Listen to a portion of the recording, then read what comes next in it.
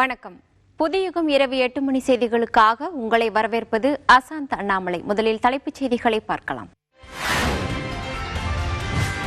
கிழக்கு உக்ரைன் பகுதியில் உக்ரைன் மற்றும் ரஷ்ய படைகளுக்கு இடையே கடும் சண்டை.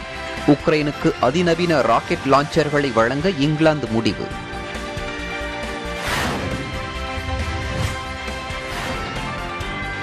இலங்கையில் கேஸ் சிலிண்டர் விநியோகம் நாளை முதல் தொடங்கும் என தகவல். சிலிண்டரின் விலை 6500 இலங்கை ரூபாயாக நிர்ணயம்.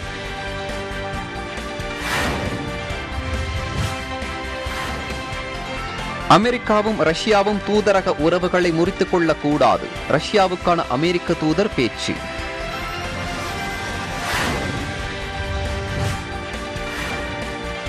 வடகொரியா நடத்திய ஏவுகணை சோதனைக்கு அமெரிக்கா தென்கொரியா இணைந்து பதிலடி. துல்லியமான தாக்குதல் நடத்தக்கூடிய 8 ஏவுகணைகள் வெற்றிகரமாக சோதனை.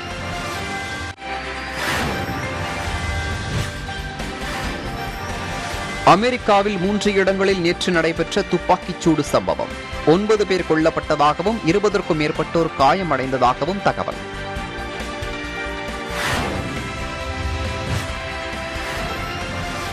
இந்தியா குறித்து பாகிஸ்தான் பிரதமர் ஷெபாஸ் ஷெரீப் கருத்துக்கு கடும் கண்டனம். சிறுபான்மையினரின் உரிமைகளை தொடர்ச்சியாக மீறும் பாகிஸ்தானின் கருத்து அபத்தமாக உள்ளது என இந்திய வெளியுறவுத்துறை பதில்.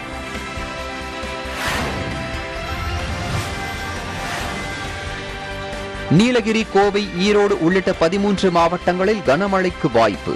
சென்னை வானிலை ஆய்வு மையம் தகவல்.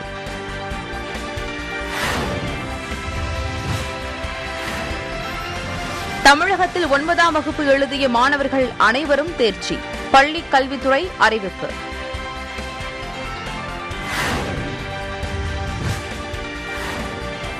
புதுக்கோட்டை அருகே புல்லான் விடுதியில் கண்டுபிடிக்கப்பட்ட 12ஆம் நூற்றாண்டைச் சேர்ந்த சமண தீர்த்தங்கரர் சிற்பம். தொல்லியல் துறையினர் உடனடி ஆய்வு மேற்கொள்ள பொதுமக்கள் கோரிக்கை.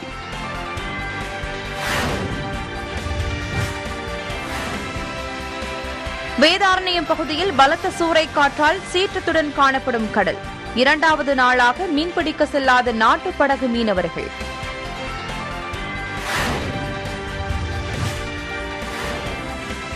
ஓமலூர் வட்டாரத்தில் மாங்காய் வரத்து அதிகரிப்பு. விற்பனையும் அதிகரித்துள்ளதால் வியாபாரிகள் மகிழ்ச்சி.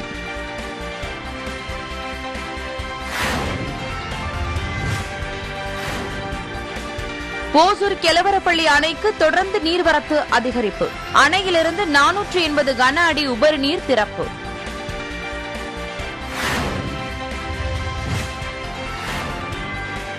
இந்திய ஹாக்கி அணி வீரர் கார்த்திக்கிற்கு அவரது சொந்த ஊரில் பிரம்மாண்ட வரவேற்பு.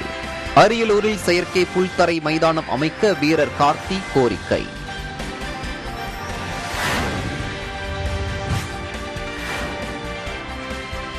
ஓமலூர் வட்டாரத்தில் தேங்காய் விளைச்சல் அதிகரிப்பு. கொப்பரை உற்பத்தி செய்வதில் தீவிரம் காட்டும் விவசாயிகள்.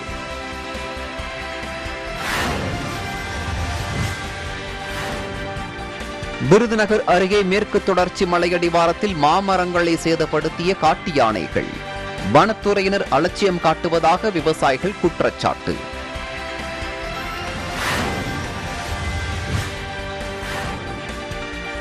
சென்னை மணலி புதுநகரில் ஆன்லைன் விளையாட்டால் உயிரிழந்த பெண். பண மோகத்தால் பல லட்சங்களை இழந்த விரக்தியில் தற்கொலை.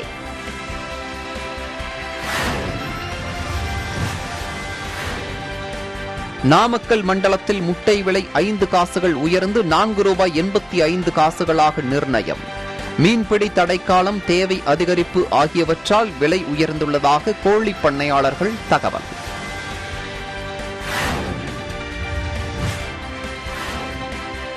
சென்னை உயர்நீதிமன்ற கூடுதல் நீதிபதிகள் இன்று பதவியேற்பு. தலைமை நீதிபதி முனீஸ்வர்நாத் பண்டாரி பதவி பிரமாணம் செய்து வைத்தார்.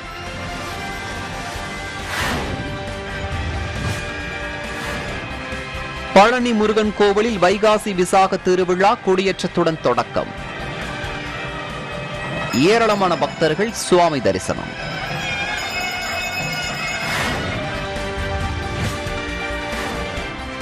நூல் விலை உயர்வை கண்டித்து ராஜபாளையம், ஆவாரம்பட்டி விசைத்தறி உரிமையாளர்கள் 2வது நாளாக வேலை நிறுத்தம்.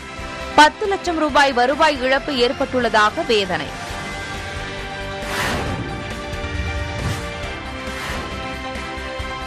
காவிரி நீர்பிடிப்பு பகுதிகளில் மீண்டும் பெய்து வரும் மழை.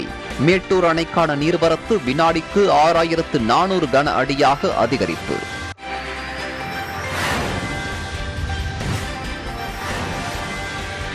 சிவகங்கை பகுதியில் இயக்கப்பட்டு வரும் சேதமடைந்த நகர பேருந்துகள் பயணிகளுக்கு ஆபத்தை உண்டாக்கும் நிலையில் உள்ளதாக பொதுமக்கள் புகார்.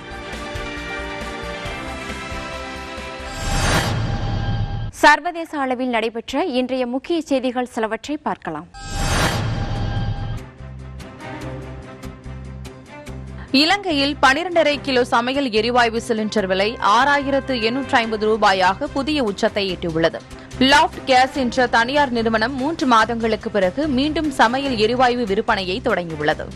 5 கிலோ சிலிண்டர் விலை 2740 இலங்கை ரூபாயாக உயர்த்தப்பட்டுள்ளது.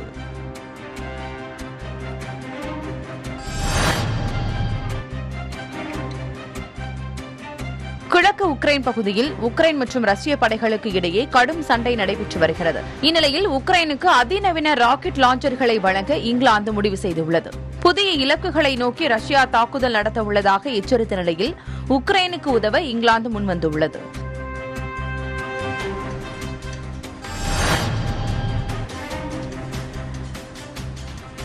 உக்ரைனில் நடைபெற்று வரும் போர் காரணமாக மாஸ்கோவில் உள்ள அமெரிக்க தூதரகத்தை மூடக்கூடாது என ரஷ்யாவுக்கான அமெரிக்க தூதர் ஜான் ஜே சல்லிவான் தெரிவித்துள்ளார். உலகின் 2 பெரிய அணுசக்தி நாடுகளிடையே தொடர்ந்து பேச்சுவார்த்தை நடத்த வேண்டியது அவசியம் என அவர் குறிப்பிட்டுள்ளார்.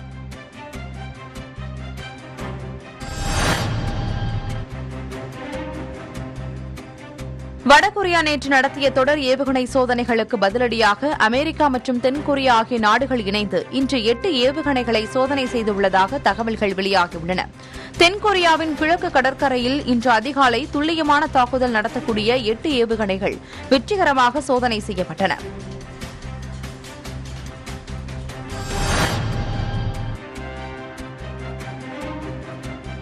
கொழும்புவில் நீதிமன்ற தடை உத்தரவின் காரணமாக தடுத்து வைக்கப்பட்டுள்ள ரஷ்ய ஏரோஃப்ளோட் விமானத்தின் பயணிகள் இலங்கையிலிருந்து வெளியேறியுள்ளதாக சிவில் விமான சேவைகள் அதிகார சபை தெரிவித்துள்ளது.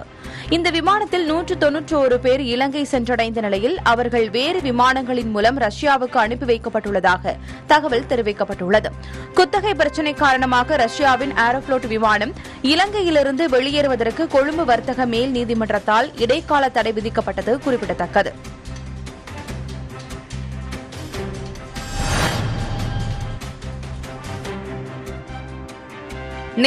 நேற்று முன்தினம் இரவும் அமெரிக்காவில் உள்ள 3 இடங்களில் நடத்தப்பட்ட துப்பாக்கிச் சூட்டில் இதுவரை 9 பேர் உயிரிழந்த நிலையில் 24க்கும் அதிகமானோர் மருத்துவமனையில் சிகிச்சைக்காக அனுமதிக்கப்பட்டுள்ளனர்.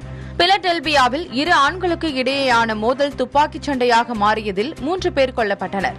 இதேபோல் சனிக்கிழமை நள்ளிரவுக்கு பிறகு டென்னசி சட்டனூகாவில் உள்ள ஒரு மதுக்கடை அருகே நடைபெற்ற துப்பாக்கிச் சூட்டில் 3 பேர் உயிரிழந்தனர்.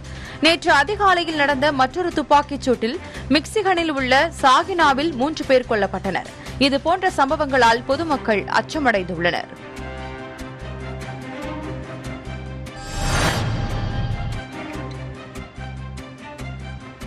நைஜீரியா நாட்டின் ஒண்டோ மாநிலத்தில் உள்ள ஓவோவில் செயின்ட் பிரான்சிஸ் கிறிஸ்தவ தேவாலயத்தில் நடைபெற்ற துப்பாக்கிச் சூட்டில் பெண்கள், குழந்தைகள் உட்பட 50 பேர் உயிரிழந்துள்ள நிலையில் மேலும் பலர் காயமடைந்தனர். ஞாயிறு பிரார்த்தனையில் ஏராளமான ஆண்கள், பெண்கள், குழந்தைகள் பங்கேற்று வழிபட்டுக் கொண்டிருந்தனர். அப்போது திடீரென தேவாலயத்துக்கு வந்த அடையாளம் தெரியாத நபர்கள் துப்பாக்கிகளால் சுட்டும், வெடிகுண்டுகளை வெடித்தும் தாக்குதல் நடத்தினர்.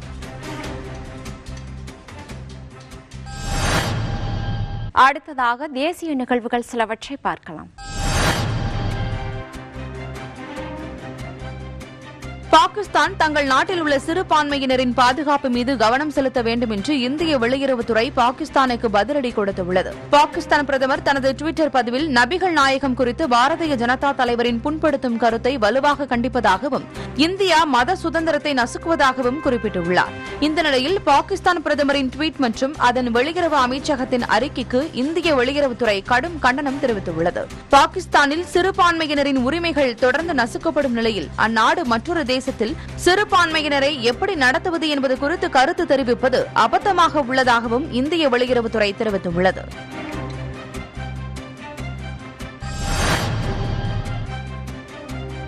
இந்திய ரூபாய் நோட்டுகளிலிருந்து மகாத்மா காந்தியின் புகைப்படம் நீக்கப்படுவதாக வந்த செய்திகளை ரிசர்வ் வங்கி மறுத்துள்ளது.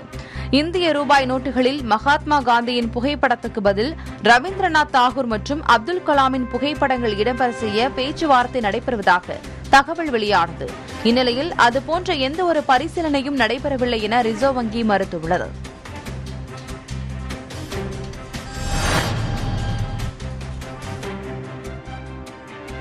இந்தியாவில் பார்வை மாற்றுத்திறனாளிகள் எளிதில் அடையாளம் கண்டு கொள்ளும் விதமாக இந்திய விடுதலையின் 75வது ஆண்டு விழா முத்திரையுடன் புதிய நாணயங்களின் தொகுப்பை பிரதமர் நரேந்திர மோடி வெளியிட்டார்.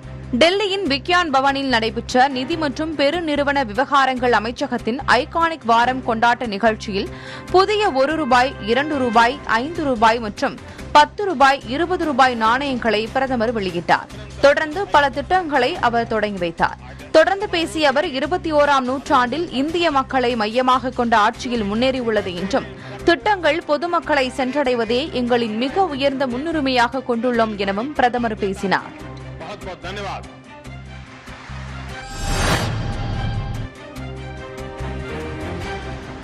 2006இல் வாரணாசி தொடர் குண்டுவெடிப்பில் கைது செய்யப்பட்ட பயங்கரவாதி வலியுல்லா கானுக்கு தூக்கு தண்டனை விதித்து காசியாபாத் நீதிமன்றம் உத்தரவிட்டுள்ளது. இந்த குண்டுவெடிப்பில் 20 பேர் உயிரிழந்த நிலையில் 100க்கும் மேற்பட்டோர் காயமடைந்தனர்.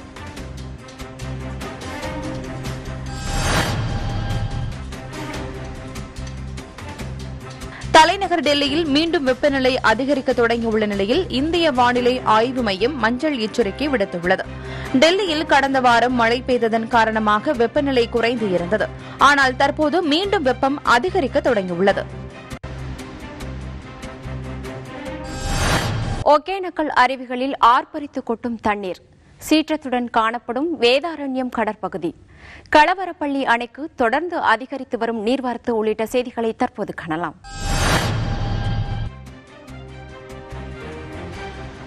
காவிரி நீர்பிடிப்பு பகுதிகளில் பெய்த மழையால் தமிழக எல்லையான பிலிகுண்டுலுவுக்கு வினாடிக்கு 6000 கனஅடியிலிருந்து 7000 கனஅடியாக நீர்வரத்து அதிகரித்துள்ளது. இதனால் ஒகேனக்கல் அருவிகளில் தண்ணீர் ஆர்ப்பரித்து கொட்டுகிறது. இந்த நீர்வரத்து அதிகரிப்பால் கோடை விடுமுறையை கொண்டாட தினமும் சுற்றுலா பயணிகளின் வருகை அதிகரித்துள்ளது. இதனால் சுற்றுலாவை நம்பியுள்ள தொழிலாளர்கள் மிகுந்த மகிழ்ச்சி அடைந்துள்ளனர். மேலும் காவிரி ஆற்றங்கரையோரம் தீயணைப்பு, காவல்துறையினர் தீவிர பாதுகாப்பு பணியில் ஈடுபட்டுள்ளனர். இந்நிலையில் மேட்டூர் அணைக்கான நீர்வரத்து 6400 கனஅடியாக உயர்ந்துள்ளது. காலை நிலவரப்படி அணையின் நீர்மட்டம் 114.63 அடியாக உள்ளது.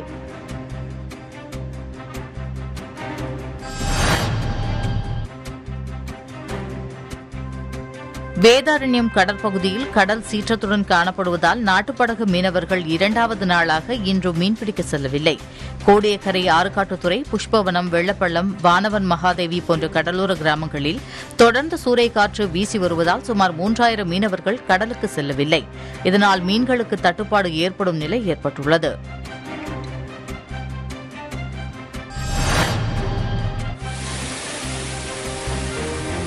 கர்நாடக மாநிலத்தில் தென்பெண்ணை ஆற்றின் நீர்பிடிப்பு பகுதி மற்றும் பெங்களூரு பகுதிகளில் பெய்து வரும் கனமழையின் காரணமாக 2வது நாளாக கிருஷ்ணகிரி மாவட்டம் ஓசூர் கெலவரப்பள்ளி அணைக்கு நீர்வரத்து அதிகரித்து வருகிறது.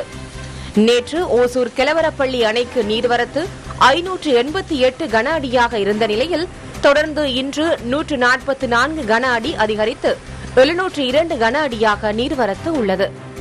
அணையின் பாதுகாப்பு கருதி அணையிலிருந்து தென்பெண்ணை ஆற்றில் 2வது நாளாக வினாடிக்கு 480 கன அடி உபரி நீர் திறக்கப்பட்டு வருகிறது.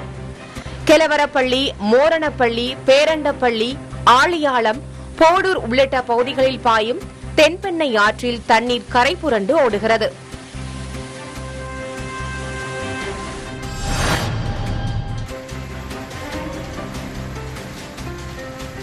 கிருஷ்ணகிரி மாவட்டம் போச்சம்பள்ளி அடுத்த சந்தம்பட்டி கிராமத்தில் சூறாவளியுடன் பெய்த கனமழையால் பல வீடுகள் சேதமடைந்தன.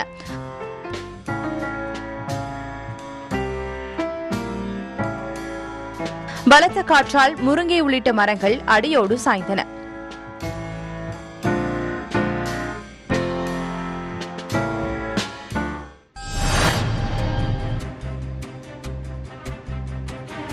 புதுக்கோட்டை மாவட்டம் புல்லான் விடுதியில் 12ஆம் நூற்றாண்டைச் சேர்ந்த சமண தீர்த்தங்கரர் சிற்பம் கண்டறியப்பட்டுள்ளது.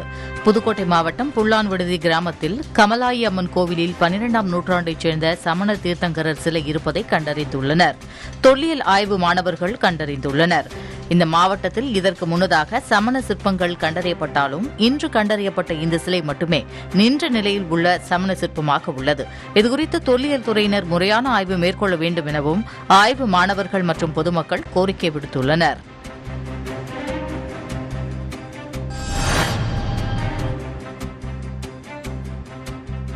சேலம் மாவட்டம் ஓமலூர், காடையம்பட்டி, தாரமங்கலம் ஆகிய வட்டார பகுதிகளில் மாம்பழ அறுவடை பணிகள் அதிகரித்துள்ளது. அல்போன்சா, செந்தூரா, மல்கோபா, இமாம் பசந்த், நடுசாலை, சேலம், பெங்களூரா, குதாதத், தென்குண்டு உட்பட பல்வேறு வகையான மாங்காய்கள் விளைகிறது. இங்கிருந்து இந்தியாவின் பல்வேறு பகுதிகளுக்கும் America, Singapore, Malaysia, Australia, Dubai உள்ளிட்ட நாடுகளுக்கும் அனுப்பி வைக்கப்படுகிறது. நடப்பாண்டு அதிக விளைச்சல் இல்லாமல் நடுநிலையாக விளைச்சல் தந்துள்ளது. தற்போது மாம்பழ கடைகளும் விற்பனையும் அதிகரித்துள்ளது. 1 கிலோ மாம்பழம் ரகத்தை பொறுத்து 50 ரூபாய் முதல் 200 ரூபாய் வரை விற்பனை செய்யப்படுவதாக வியாபாரிகள் தெரிவிக்கின்றனர்.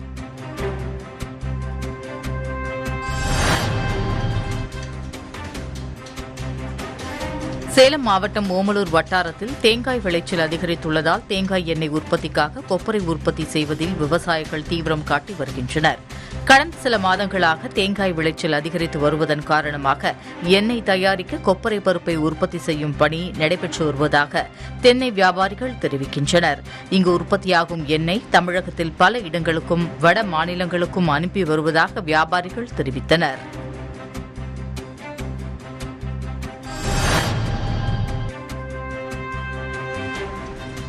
விருதுநகர் மாவட்டத்தில் உள்ள மேற்கு தொடர்ச்சி மலையடிவார பகுதியில் விவசாய நிலத்திற்குள் வன விலங்குகள் புகுந்து தென்னை, மா, பலா உள்ளிட்ட மரங்களை சேதப்படுத்தி வருகின்றன. குறிப்பாக தற்போது மாங்காய் சீசன் என்பதால் மலைப்பகுதியில் இருந்து அடிவாரத்தை நோக்கி வரும் காட்டு யானைகள் மாமரங்களை சேதப்படுத்தி மாங்காய்களை ருசி பார்த்துவிட்டு செல்கின்றன. வன விலங்குகள் ஊருக்குள் புகுவதை தடுக்க வனத்துறையினர் எந்த நடவடிக்கையும் எடுக்கவில்லை என விவசாயிகள் குற்றம் சாட்டுகின்றனர்.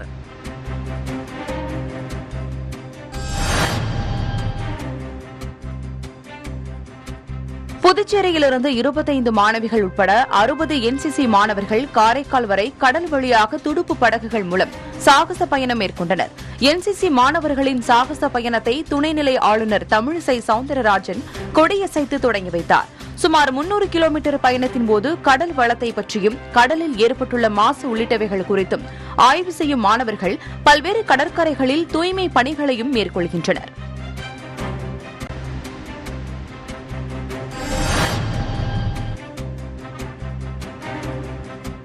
யார் உதவியும் இல்லாமல் மாற்றுத்திறனாளிகள் சுயசார்போடு இயங்குவதற்கு தேவையான பயிற்சிகளை வழங்கும் வகையில் சென்னையில் அனைத்தும் சாத்தியம் அருங்காட்சியகம் தொடங்கப்பட்டுள்ளது. சென்னை காமராஜர் சாலையில் உள்ள மாற்றுத்திறனாளிகளுக்கான மாநில ஆணையர் அலுவலகத்தில் மாற்றுத்திறனாளிகளுக்காக 1 கோடி ரூபாய் மதிப்பீட்டில் புதிதாக அமைக்கப்பட்டுள்ள அருங்காட்சியகத்தை முதலமைச்சர் ஸ்டாலின் தொடங்கி வைத்து மானிய விலையில் மாற்றுத்திறனாளிகளுக்கு உதவி உபகரணங்களை வழங்கினார்.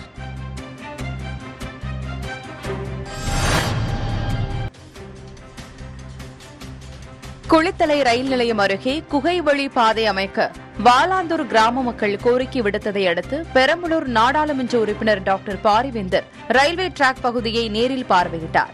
இந்த ஆய்வுக்கு பின்னர் பாரிவேந்தர் உடனடியாக சேலம் ரயில்வே கோட்ட மேலாளரிடம் தொலைபேசியில் தொடர்பு கொண்டு மக்களின் கோரிக்கை குறித்து தெரிவித்தார்.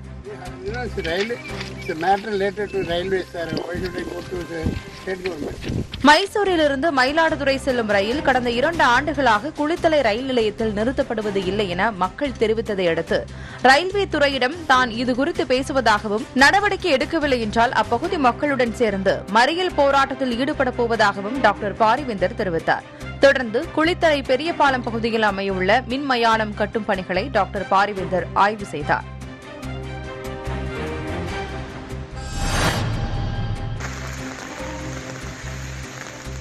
ஆந்திர பகுதிகளில் நிலவும் வளிமண்டல மேலடுக்கு சுழற்சி மற்றும் வெப்பச்சலனம் காரணமாக தமிழகம், புதுவை மற்றும் காரைக்கால் பகுதிகளில் அடுத்த 3 நாட்களுக்கு ஒரு சில இடங்களில் இடியுடன் கூடிய மழை பெய்ய வாய்ப்புள்ளதாக சென்னை வானிலை ஆய்வு மையம் தெரிவித்துள்ளது. நீலகிரி, கோவை, திருப்பூர், திண்டுக்கல், தேனி, ஈரோடு, கிருஷ்ணகிரி, தருமபுரி, சேலம், திருப்பத்தூர், வேலூர், ராணிப்பேட்டை மற்றும் திருவண்ணாமலை மாவட்டங்களில் ஓரிரு இடங்களில் இன்று கனமழை பெய்ய வாய்ப்புள்ளதாக வானிலை ஆய்வு மையம் தெரிவித்துள்ளது.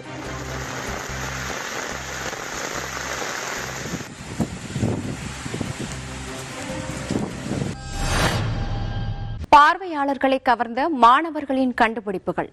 மாநில அளவிலான மின்னொலி வாலிபால் போட்டி, ஆன்லைன் ரம்மியால் பறிபோன உயிர் உள்ளிட்ட செய்திகளை தற்போது காணலாம்.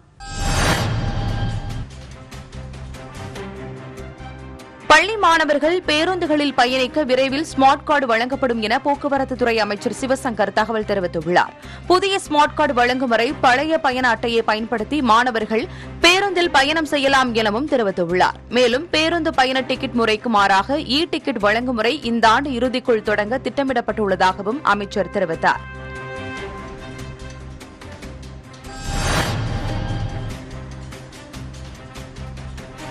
தமிழகத்தில் மாநில பாடத்திட்டத்தின் கீழ் வரும் அரசு பள்ளிகள், அரசு உதவி பெறும் பள்ளிகள் மற்றும் மெட்ரிக் பள்ளிகளில் பயிலும் 9ஆம் வகுப்பு மாணவர்கள் அனைவரும் தேர்ச்சி பெற்றதாக அறிவிக்க பள்ளிக் கல்வித்துறை உத்தரவிட்டுள்ளது. மாணவர்களின் ஆண்டு இறுதித் தேர்வு மதிப்பெண்களை கணக்கில் எடுக்காமல் அனைவருக்கும் தேர்ச்சி வழங்க பள்ளிக் கல்வித்துறை அனைத்து பள்ளிகளுக்கும் உத்தரவிட்டுள்ளது.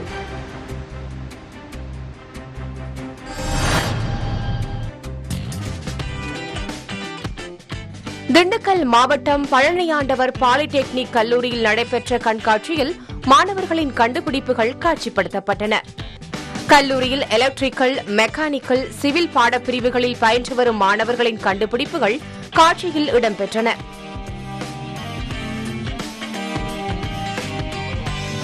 சோலார் மூலம் இயங்கும் புல்வெட்டும் இயந்திரம், காற்றாலை மூலம் தண்ணீர் இறைக்கும் இயந்திரம், வாகன விபத்தை தடுக்கும் கருவி உள்ளிட்டவை காட்சிப்படுத்தப்பட்டிருந்தன.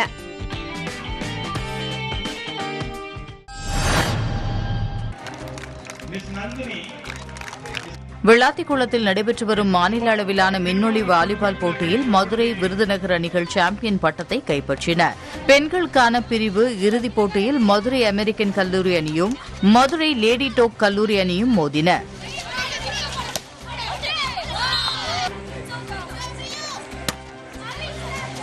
இதில் 25க்கு 21, 21க்கு 25, 16க்கு 14 என்ற புள்ளி கணக்கில் மதுரை அமெரிக்கன் கல்லூரி அணி வெற்றி பெற்று சாம்பியன் பட்டத்தை தட்டிச் சென்றது. ஆண்கள் பிரிவில் இறுதிப் போட்டியில் விருதுநகர் தாயில்பட்டி அணியும் திருச்சி ஜமால் முகமது அணியும் மோதின.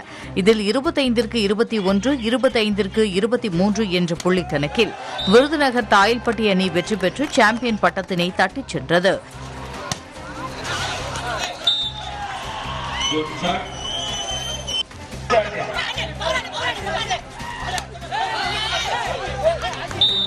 பின்னர் நடைபெற்ற பரிசளிப்பு விழாவில் வெற்றி பெற்று சாம்பியன் பட்டத்தை தட்டிச் சென்ற அணிகளுக்கு பரிசுக் கோப்பை மற்றும் பரிசுத் தொகை வழங்கப்பட்டது.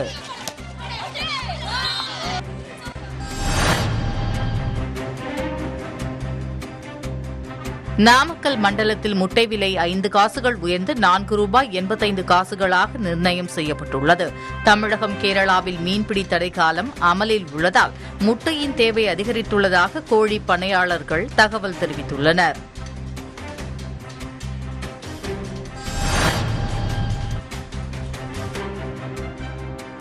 சென்னை உயர்நீதிமன்ற கூடுதல் நீதிபதிகளாக நியமிக்கப்பட்டுள்ள எஸ். மோகன், கே. குமரேஷ் பாபு ஆகியோர் இன்று பதவியேற்றுக் கொண்டனர். அவர்களுக்கு தலைமை நீதிபதி முனீஸ்வர்நாத் பண்டாரி பதவி பிரமாணம் செய்து வைத்தார். கூடுதல் நீதிபதிகளை நியமிக்க உச்சநீதிமன்ற கொலீஜியம் கடந்த பிப்ரவரி 16ஆம் தேதி பரிந்துரைத்தது. புதிய நியமனங்கள் மூலம் சென்னை உயர்நீதிமன்றத்தில் நீதிபதிகள் எண்ணிக்கை 58ஆக உயர்ந்து காலி இடங்கள் 17ஆக குறைந்துள்ளது.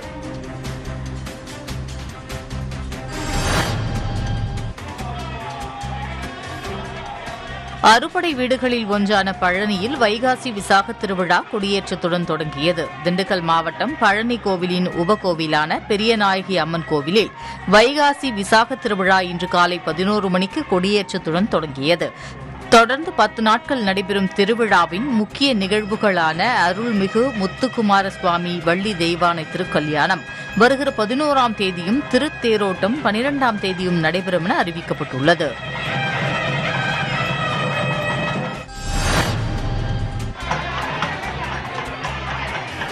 சேலம் மேட்டூரில் உள்ள நங்கவள்ளி லட்சுமி நரசிம்மர் கோவிலில் வைகாசி மாத திருத்தேர் திருவீதி உலா வெகு சிறப்பாக நடைபெற்றது.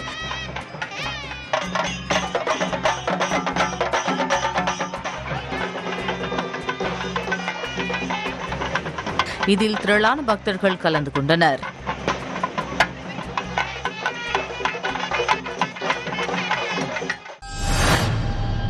ராஜபாளையத்தில் காலி குடங்களுடன் பொதுமக்கள் சாலை மறியல். கூடலூரில் டெங்கு காய்ச்சல் எதிரொலி, நோய் தடுப்பு பணிகள் தீவிரம். வைரலாகி வரும் சட்டமன்ற உறுப்பினரின் நடனம் உள்ளிட்ட செய்திகளை தற்போது காணலாம். இந்திய ஹாக்கி அணியில் விளையாடிய தமிழகத்தைச் சேர்ந்த அரியலூர் வீரர் கார்த்திக் நேற்று சொந்த ஊர் திரும்பிய நிலையில் அவருக்கு உற்சாக வரவேற்பு அளிக்கப்பட்டது. இந்தோனேஷியாவில் நடைபெற்ற ஆசிய கோப்பை ஹாக்கி போட்டியில் விளையாடி அரியலூர் திரும்பிய கார்த்திக்கை உறவினர் மற்றும் பொதுமக்கள் வரவேற்றனர். பின்னர் செய்தியாளர்களிடம் பேசிய கார்த்திக் அரியலூரில் செயற்கை புல்தரை மைதானம் அமைக்க வேண்டும் என கோரிக்கை வைத்துள்ளார். அரியலூர்ல இருந்து போய் விளையாண்டது ரொம்ப பெருமையா இருக்கு. எனக்கு இந்த ஊருக்கு பெருமை செய்து தந்ததுக்கு எனக்கு ரொம்ப பெருமையா இருக்கு. அது இல்லாமல் இந்த ஊரில் வந்து டர்ஃப் இல்லை, டர்ஃப் இருந்தால் இன்னும் பிளேயர்ஸ் வந்து போகிறதுக்கு வாய்ப்பு அதிகமாக இருக்கும். அடுத்து என்னோட எய்ம் வந்து ஒலிம்பிக்ஸ் வந்து செலக்ட் ஆகணும், அதில் வந்து இந்தியாவுக்காக நல்லா விளையாடணும்.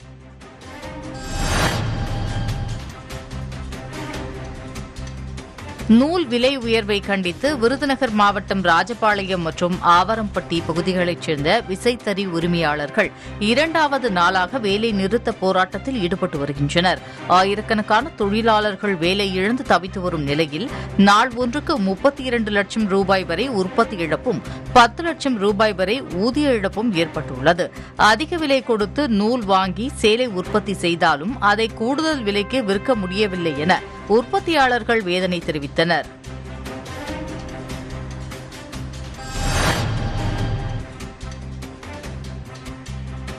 திருவள்ளூர் மாவட்டத்தில் உள்ள மணலி புதுநகரில் கடன் பெற்று ஆன்லைன் ரம்மி விளையாடி வந்த பெண் ஒருவர் தற்கொலை செய்து கொண்ட சம்பவம் அந்த பகுதி மக்களை அதிர்ச்சியில் ஆழ்த்தியுள்ளது.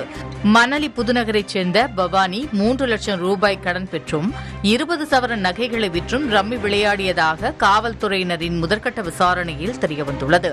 திருமணமாகி 6 ஆண்டுகளை நிறைவடைந்த நிலையில் தற்கொலைக்கான காரணம் குறித்து காவல்துறையினர் விசாரணை நடத்தி வருகின்றனர்.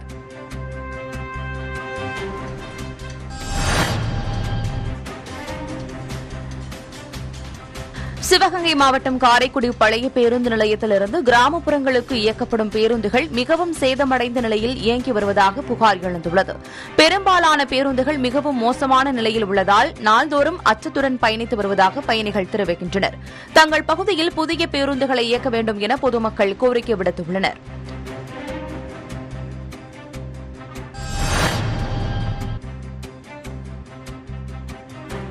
நாகை ரயில் நிலையத்திலிருந்து எர்ணாகுளத்திற்கு ரயில் இயக்கப்பட்டதைத் தொடர்ந்து பொதுமக்கள் இனிப்புகள் வழங்கி தங்கள் மகிழ்ச்சியை வெளிப்படுத்தினர். இந்த ரயிலானது திருவாரூர், திருத்துறைப்பூண்டி, காரைக்குடி, செங்கோட்டை, கொல்லம், கோட்டயம் வழியாக எர்ணாகுளத்திற்கு இயக்கப்படுகிறது.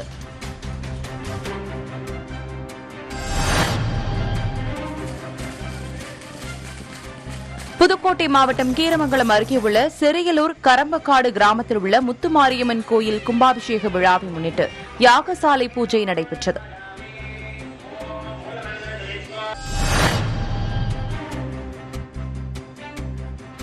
செங்கல்பட்டு மாவட்டம் படாளம் ஊராட்சி மற்றும் BMW கார் தொழிற்சாலை இணைந்து உலக சுற்றுச்சூழல் தினத்தை ஒட்டி தேசிய ஊரக வேலைவாய்ப்பு செய்யும் பணியாளர்களை கொண்டு பாலா ஆற்றங்கரையோரம் புளியமரம், வேப்பமரம், நாவல் மரம், புங்கன் உள்ளிட்ட பல்வேறு மரக்கன்றுகளை நட்டனர்.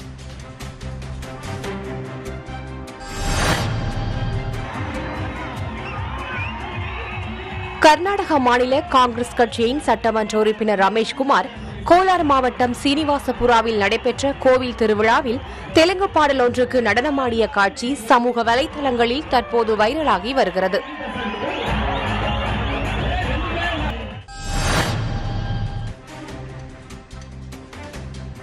நீலகிரி மாவட்டம் கூடலூரில் டெங்கு காய்ச்சல் பரவி வரும் நிலையில் பாதிக்கப்பட்ட பகுதிகளில் சுகாதாரத்துறை மற்றும் நகராட்சி மூலமாக நோய் தடுப்பு பணிகள் தீவிரப்படுத்தப்பட்டுள்ளன.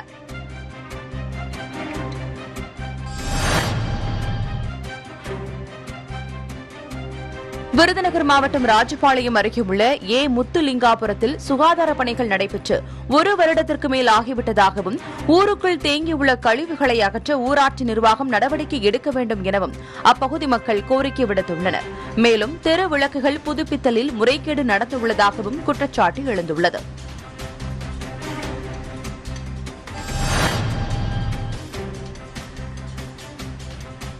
விருதுநகர் மாவட்டம் ராஜபாளையம் காந்திநகர் பகுதியில் கடந்த 6 மாதங்களாக முறையாக குடிநீர் விநியோகிக்கவில்லை என புகார் தெரிவித்து அப்பகுதி மக்கள் காலி குடங்களுடன் சாலை மறியலில் ஈடுபட்டனர்.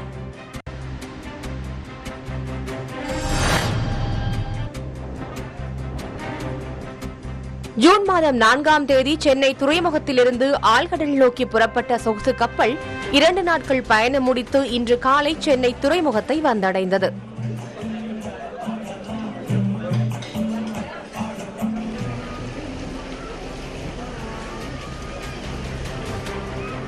நாற்பது நாட்டிக்கல் மைல் ஆழ்கடல் பகுதிக்கு சென்று மீண்டும் சென்னை திரும்பியது. பயணத்தின் போது ஆழ்கடல் பகுதியில் சுற்றித் திரிந்த டால்பின்களை பயணிகள் கண்டு ரசித்தனர்.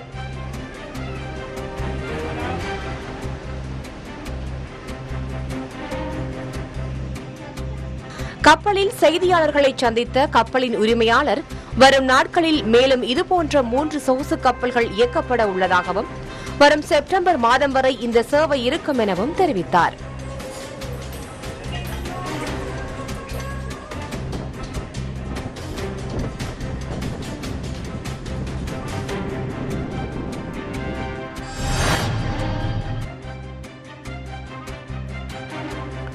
சர்வதேச சுற்றுலா தலமான கன்னியாகுமரியில் இன்றும் சுற்றுலா பயணிகளின் வருகை அதிகரித்து காணப்பட்டது. சுற்றுலா பயணிகள் நீண்ட வரிசையில் காத்திருந்து படகில் ஏறி திருவள்ளுவர் சிலை மற்றும் விவேகானந்தர் நினைவு மண்டபத்தை பார்த்து ரசித்தனர்.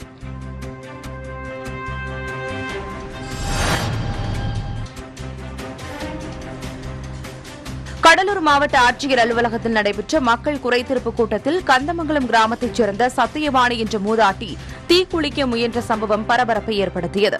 இதனையடுத்து அங்கு பாதுகாப்பு பணியில் இருந்த போலீசார் அவரை அழைத்து சென்று தண்ணீர் ஊற்றி அவரை சமாதானம் செய்தனர். மூதாட்டிக்கு சொந்தமான இடத்தை அவருக்கு தெரியாமல் வேறொருவருக்கு சிலர் விற்க முயன்று வருவதாக புகார் தெரிவிக்க வந்திருந்தது விசாரணையில் தெரியவந்தது.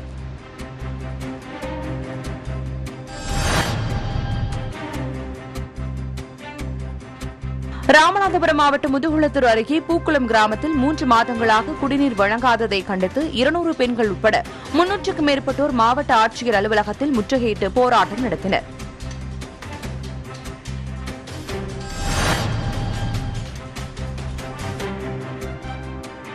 சிவகங்கை மாவட்டம் மானாமதுரை வட்டார கிராம பகுதிகளில் உள்ள விவசாய நிலங்களில் விவசாயிகளின் அனுமதியின்றி அதிகாரிகள் குழி தோண்டியதாக புகார் எழுந்துள்ளது. கடந்த சில நாட்களுக்கு முன் வாகனங்களில் வந்த அதிகாரிகள் 4 அடி நீளம் 1 அடி அகலத்தில் குழிகள் தோண்டி அதிலிருந்து மண் மாதிரிகளை சேகரித்து சென்றதாகவும் அப்பகுதி விவசாயிகள் தெரிவித்துள்ளனர்.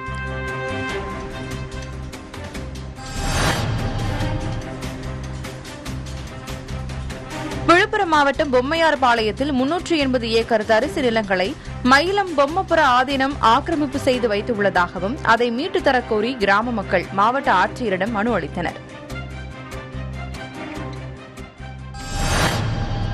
இத்துடன் இந்த செய்தி தொகுப்பு நிறைவடைகிறது. புதிய யுகத்தின் அடுத்த செய்தி தொகுப்பு நாளை காலை 8 மணிக்கு. வணக்கம்.